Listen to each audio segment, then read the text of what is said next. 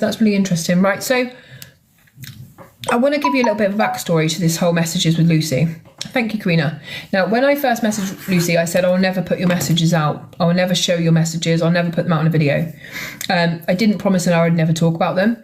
And I did it on the agreement with her that she was going to be honest with me. Thank you, Hazel. Now, I literally asked her a lot of questions. Only some of them would she answer. And she avoided anything about Brandon or Brad, mainly, on a whole.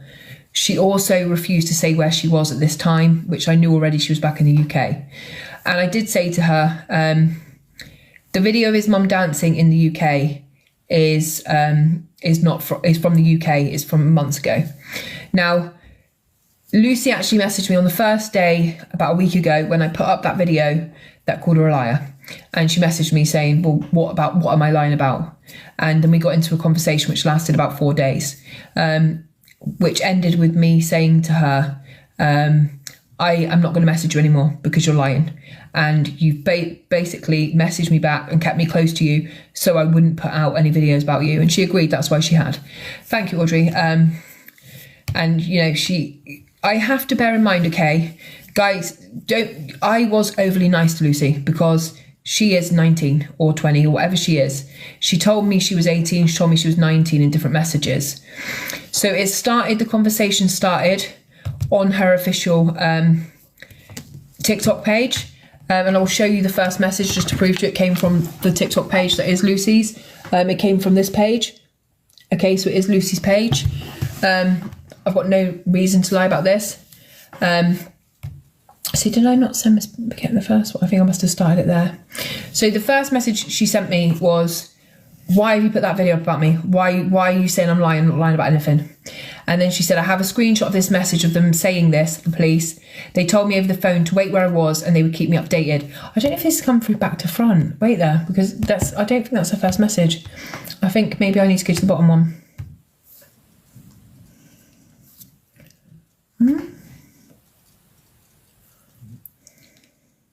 Oh yeah, no, it's fine.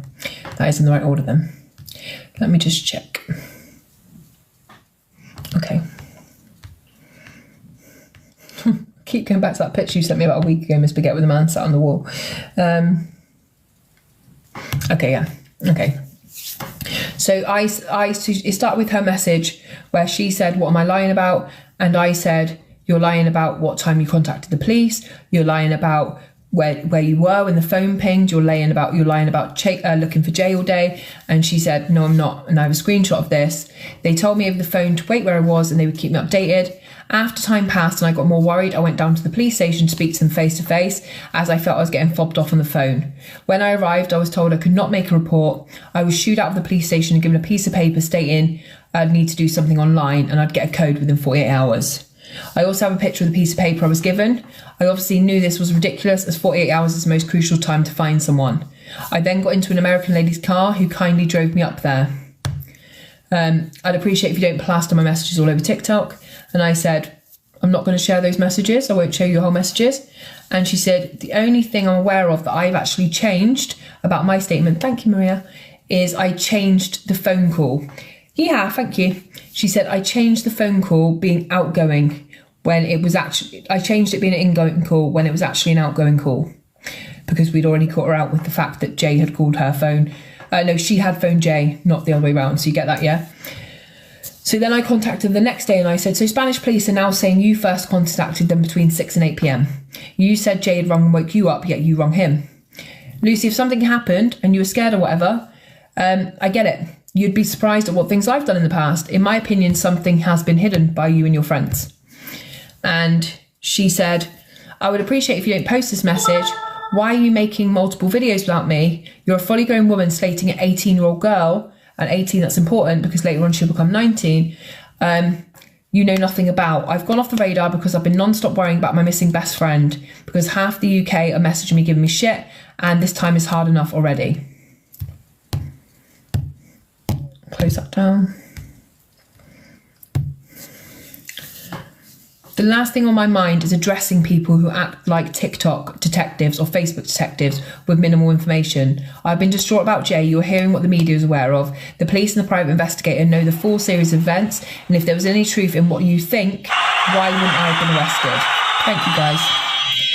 I phoned the police multiple times in the morning to make them aware he was missing without phone battery and water. I had the phone ended on me multiple times before I was properly spoken to. I was then told a helicopter would for him. Go away, stop requesting me multiple times if I say no. Ugh. I have a screenshot of the message where they told me the helicopter was going out.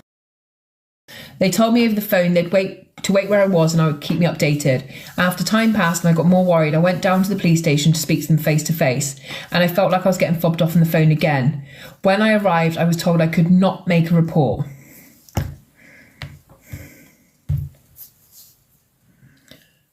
So I went straight there and did as I was told. I was told all day to make a report and they would not let me. So for them to come out and say I didn't report until 9 p.m. is ridiculous.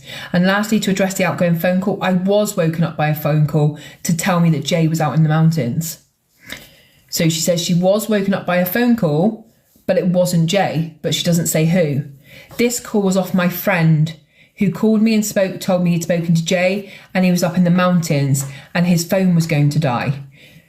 So that can't be true. So Lucy's in the room. That's fine. I told Lucy, like, I wouldn't show her messages. I'm not showing her messages. And obviously with everything that's come out today, with the new Mark thing, everything Lucy has said up to this point is a lie. So we know now that Ayub actually said, I spoke to someone of Jay's friends who told me Jay was missing. Not Lucy went up. Not Lucy turned up because she spotted the flowers. None of that. That never happened. Because not all of these different reports can be the same. So Lucy's welcome to come in here. That's absolutely fine. All we want is the truth. And I did tell Lucy the other day, Lucy won't come in the box obviously. I told Lucy the other day, there's no point in having these conversations anymore because you're not telling the truth. So I'm not going to force Lucy into the box. She's an 18 or 19-year-old girl, depending on what time you're told.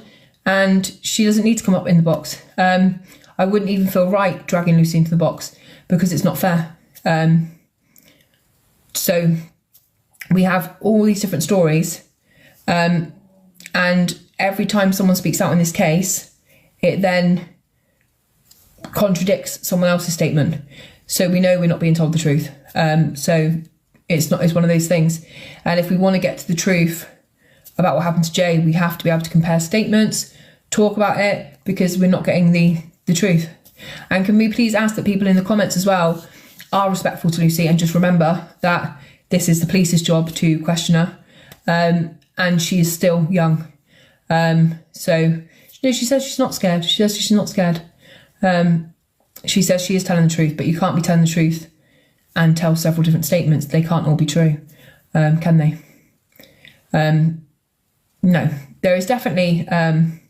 Is Jay watching with her? I very much doubt it. You know, I feel sorry to Lucy to an extent, but you have to be able to at least tell the truth so that we can kind of get somewhere. And being mad at people on TikTok and Facebook and everywhere else for trying to talk about this case because everyone wants Jay to come home, I'm going to keep saying even more because you're telling me not to, Jen. Do you know what I mean? Don't follow me and then come and tell me how to speak. Do you know what I mean? SYM. Leave the room. Bye. Bye. Yeah, comments don't need to go off. We need to keep it respectful. I did say I'm not going to read out the whole messages. I said I'm going to give you just things that don't add up because, you know, why not? So that's the phone call. And basically, that's not true.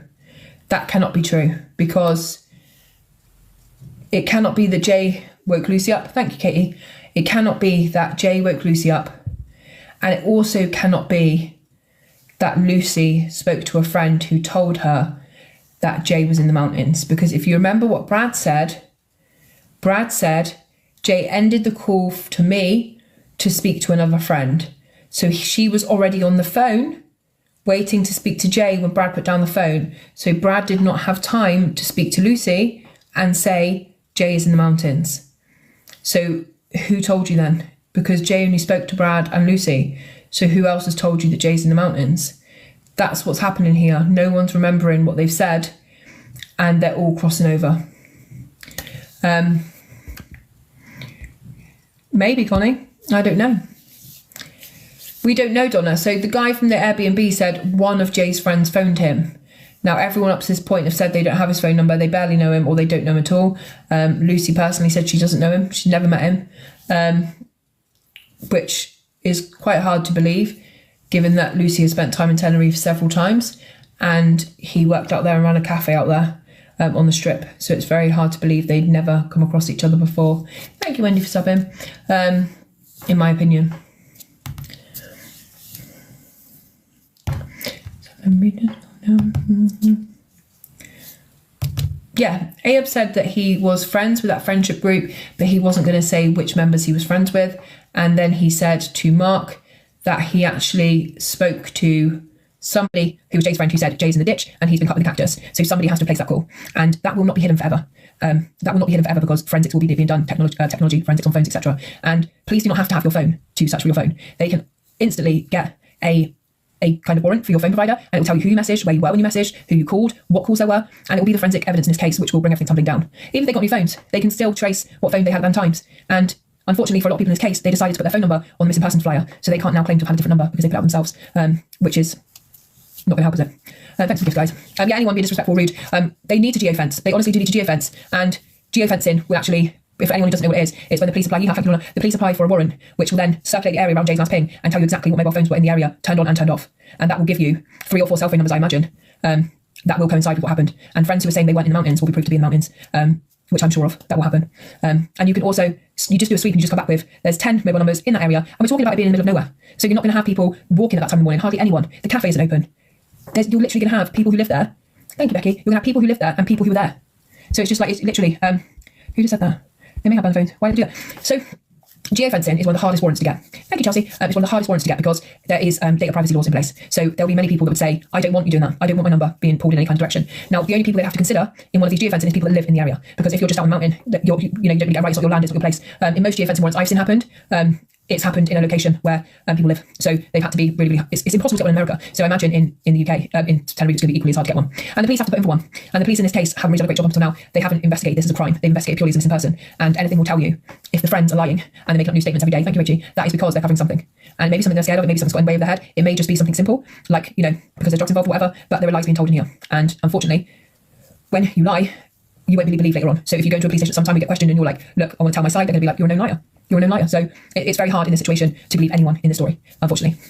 I would like to think if some of the characters in this case are saying they are Jay's best friends, then one of them are going to find it very hard to consistently speak to his family and lie. And at some point, you've got to have some kind of conscience that you put above yourself. You have to, because the further and the longer that Jay's body is out there, the decomp, everything is going to be so much worse for his family. We're already 3 weeks in the hot sunshine. There's no way they'll ever be able to say goodbye to him. That is the fact.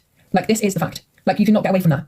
If he was in the mountains, okay, and I was thinking about this earlier, it breaks my heart, right? If Jay was in the mountain, he had some kind of accident, do you not think there would be birds circling around his body right now? Do you not think there would be insect activity that would be so fucking obvious right now?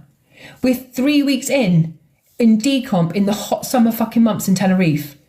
Do you honestly think there would not be signs that Jay was there?